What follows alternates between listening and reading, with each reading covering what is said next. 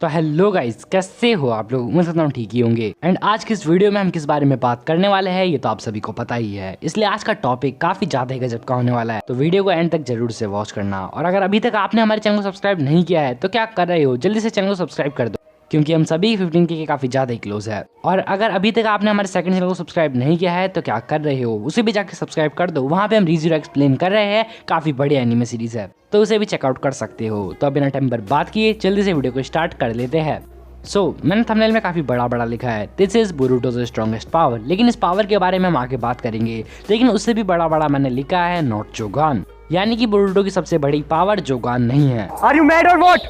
Okay, comment में हाथ चलाने से पहले थोड़ा सा रुक जाओ, बस पहले वीडियो को देख लो। तो अब आप सोच रहे होंगे कि बोरुटो की सबसे बड़ी पावर जोगान नहीं है तो और क्या है, क्योंकि जोगान एक गॉड लेवल का डुजुत्सु है जो कि हमारा बोरुटो उज़ुमाकी पजेस करता है, right? But you are wrong. तो आप कैसे गलत हो ये जानना है तो वीडियो में एंड तक बने रहिएगा। तो इन सभी सवालों का जवाब हमें मिलता है एक प्लॉट होल में, जो कि हमारे बोरुटो मांगा के चैप्टर 1 में छुपा है। And yes, you are right, I am talking about prologue scene. तो देखो, मैं ये नहीं बताने वाला कि हमारे बोरुटो के पास प्रोलॉग सीन के अंदर जोगान नहीं है, इसलिए जोगान उसके पास मतलब बड़ी पावर नहीं है वगैरह वगैरह। मैं इस वीडियो में इससे भी बड़ी चीज बताने वाला हूँ जो कि आज तक पूरी बोरुटो कम्युनिटी में किसी ने भी नोटिस नहीं की होगी, एंड इस बात की मैं गारंटी देता हूँ। सो देखो, बोरुटो मांगा चैप्टर 1 को अगर आप ध्यान से पढ़ोगे तो उसमें आता है एक प्रोलॉग सीन, और उस सीन के अंदर हम देख ही पाते हैं जो हमारा बोरुटो है वो लड़ रहा होता है कावाकी से, एंड उसी बीच में वो दोनों थोड़ी सी कन्वर्सेशन भी करते हैं जो कि इंपॉर्टेंट है, लेकिन अभी नहीं। लेकिन जो नोटिसेबल चीज थी वो ये है कि हमारे बोरुटो के पास है उसका कारमा सील, लेकिन उसके पास है एक डोजुत्सु जिसे हम ब्याकुगान कहते हैं, वहाँ पे जोगान प्रेजेंट नहीं है। अब आप कहोगे भाई आरजे तूने नया क्या बताया, ये बात तो हम सभी को पहले से ही पता थी, लेकिन अगर आप ध्यान दोगे तो आपको पता लगेगा वो दोनों आपस में लड़ रहे हैं। और अगर बात की जाए मांगा वाले कावाकी की, तो मांगा वाले कावाकी के पास क्या नहीं है, इशिकी का डोजुत्सु चेक, उसकी एबिलिटीज चेक, उसके चाक्रा रॉड्स एंड उसका फाइटिंग एक्सपीरियंस चेक। कुल मिला के कहूँ तो हमारे कावाकी के पास सब कुछ है जो कि हमारे इशिकी के पास था, और इशिकी कितना ज्यादा ताकतवर था ये तो हम सभी को पता है। एंड वही बोरुटो के पास क्या है, एक सिंपल सा ब्याकुगान एंड एक कारमा सील और एक स्वॉर्ड जो कि शायद हमारे साथ उचियाकी हो सकती है। तो आप खुद ही बताओ इस फाइट में कौन जीतेगा।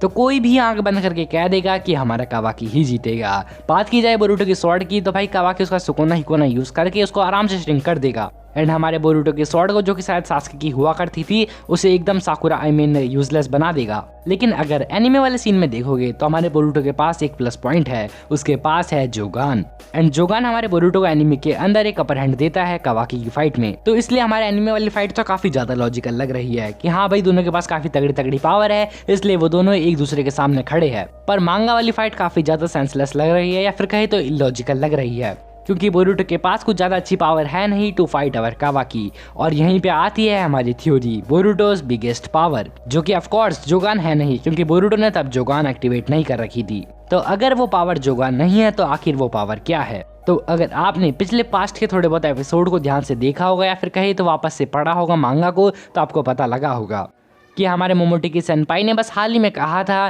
कि हर एक ओत्सुत्सुकी की उसकी खुद की यूनिक एबिलिटी होती है, उसका खुद का यूनिक डोजुत्सु या फिर खुद की कुछ ना कुछ तो यूनिक एबिलिटी होती ही है। एंड ऑफ कोर्स हमारे मोमोटेकी सेनपाई तब झूठ नहीं बोल रहा था। मोमोटेकी सेनपाई ने ये बात एकदम 100% सही कही थी, क्योंकि आप किसी भी ओत्सुत्सु को देख लो, किनशिकी के पास उसकी वेपन बनाने की अलग सी एबिलिटी है, हमारा उराशिकी ओत्सुत्सु के पास उसका फिशिंग रॉड वाली एबिलिटी है जिससे वो किसी भी बंदे का चाकरा आराम से सक कर लेता है, और हमारे मोमोटेकी सेनपाई के पास हाथों वाली रहने का एंड फेट देखने की पावर है। एंड हमारे इशिकी ओत्सुत्सु को हम कैसे भूल सकते हैं, उसके पास है सुकोना हिकोना वाला डोजुत्सु जिसे हम धर्मा व्हील कह सकते हैं, और भी इसके अलावा काफी सारे ओत्सुत्सुकी जिनके पास उनकी खुद की यूनिक एबिलिटी है। लेकिन अब आप कहोगे कि कागुया के पास तो कुछ नहीं था, कागुया ने चक्रा फ्रूट खाए उसके बाद आया उसके पास रहने शारिंगान। तो देखो ये बात काफी हद तक फिट भी बैठती है, और कागुया के पास कुछ भी क्यों नहीं था इसके मैं 2 रीजंस दे सकता हूँ।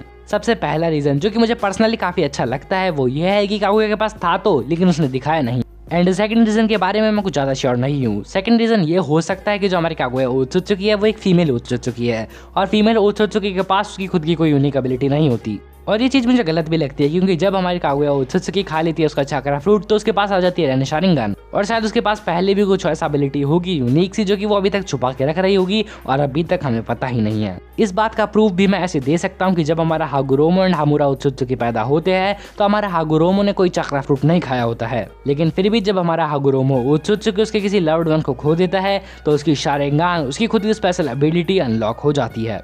और बात की जाए हामुरा की तो उसने अभी तक ऐसा कुछ फेस नहीं किया होगा या फिर उसके पास भी खुद की कोई एबिलिटी होगी जो उसने अभी तक निकाली नहीं होगी, तो इसीलिए शायद हमें हामुरा के बारे में ज्यादा कुछ अच्छा देखने को नहीं मिला। तो इतनी सारी डिटेल्स देने के बाद अब आते हैं हम हमारे कंक्लूजन पर। तो ये चीज तो क्लियर हो जाती है कि हमारे बोरुटो के पास भी उसकी खुद की कोई मस्त सी एबिलिटी है जो कि मोमोटोकी सेनपाई के पास भी नहीं थी, क्योंकि ये उसकी खुद की पर्सनल एबिलिटी है। और ऑफ कोर्स ये एबिलिटी कोई छोटी मोटी एबिलिटी तो है नहीं, क्योंकि इस एबिलिटी के बाद हमारा बोरुटो उज़ुमाकी कम्पीट कर पा रहा है कावाकी से, और वो एबिलिटी अभी भी हमारे बोरुटो के पास है लेकिन उसे पता नहीं है। और जैसे जैसे टाइम बीतता जाता है हमारा बोरुटो उस एबिलिटी को मास्टर कर लेगा। एंड ऑफ कोर्स जहाँ तक मुझे लगता है वो एबिलिटी जोगान नहीं हो सकती, क्योंकि मांगा के अंदर भाई जोगान की कम ही चांसेस लग रहे हैं मुझे कि वो बोरुटो के पास हमें देखने को मिलेगी। तो शायद वो एबिलिटी हो सकती है हमारे बोरुटो का कोई स्पेशल डोजुत्सु जो कि हमें बाद में देखने को मिल जाए टाइम स्किप वाले सीन के बाद। एंड या फिर वो एबिलिटी हमारे बोरुटो के सेकंड आई के अंदर पजेस होती है और उस एबिलिटी को भी हमारे कावाकी के डोजुत्सु की तरह ही एक्टिवेट करना पड़ता है, और जब तक उसे एक्टिवेट नहीं करोगे तब तक वो एकदम सिंपल ही रहेगी। और मैं श्योर नहीं हूँ कि वो एबिलिटी क्या है, लेकिन मुझे इतना तो पता लग चुका है कि वो एबिलिटी जोगान नहीं है, लेकिन कुछ ना कुछ तो एबिलिटी है। तो यार काफी थक गया वीडियो बनाकर, तो आपको क्या लगता है कौन सी एबिलिटी हो सकती है वो? तो okay guys, that's all for today, comment करके जरूर से बताना। तो मिलते हैं किसी और वीडियो में, तब तक के लिए सायोनारा शिता।